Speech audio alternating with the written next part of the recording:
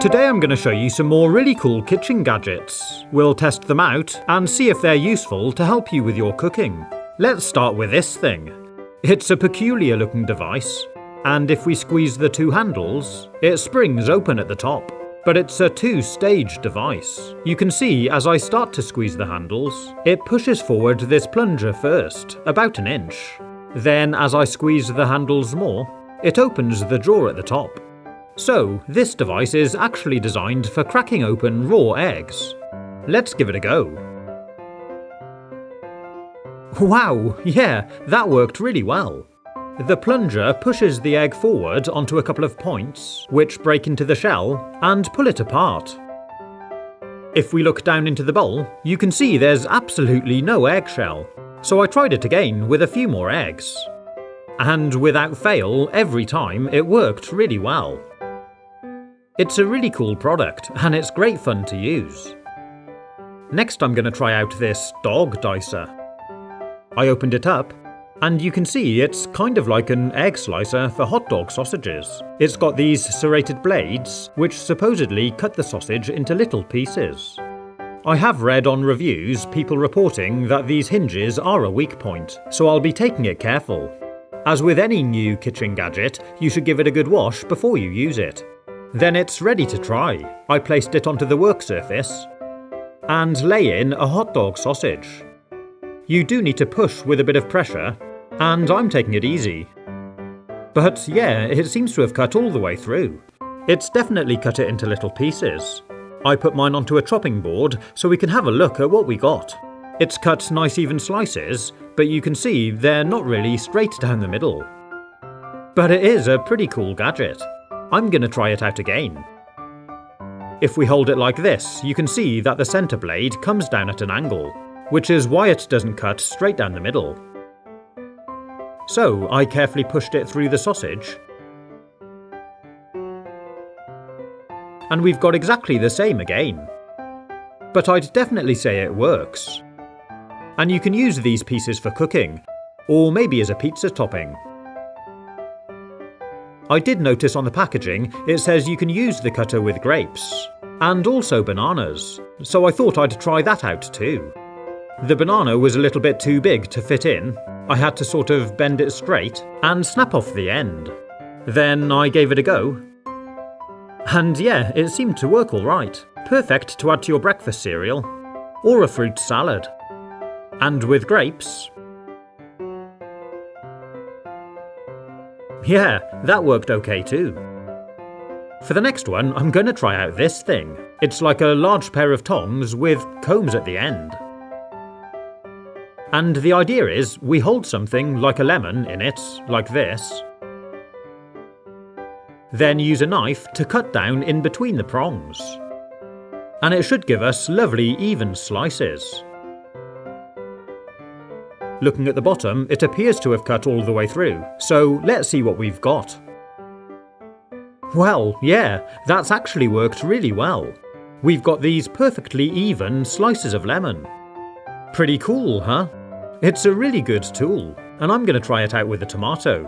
It keeps your fingers nicely away from the blade, and it does work well. The only thing I didn't like is, as you cut through your produce, you could blunten your blade if you cut metal on metal. But these channels do go down below the produce line, so there is clearance. And it does give a lovely even cut. I have seen cheaper ones for sale, which I believe are a lot flimsier. So if you want one, it might be worth going for a high quality one like this. There's a link in the description where you can buy one. And if you need a cool knife sharpener, there's more information about this one in one of my previous videos. If you're new to the channel, you can make sure you don't miss future content by subscribing and ringing the notification bell. And I've also now enabled channel memberships, which will give you access to my exclusive emojis and badges, a discount on merch, and more. There's a link in the description, or you can click on the join button for more info. Next we're going to have a look at this gadget. It's got 10 little serrated blades. And as you can probably tell from the handle, it's also designed for slicing tomatoes. It's slightly awkward to use because you have to hold the tomato underneath, whilst you use the tool on top, a bit like a saw. It seems to be working though. Then you need to swap your hand over to hold it from the top and carry on with cutting. When you're all the way through, this is what we've got.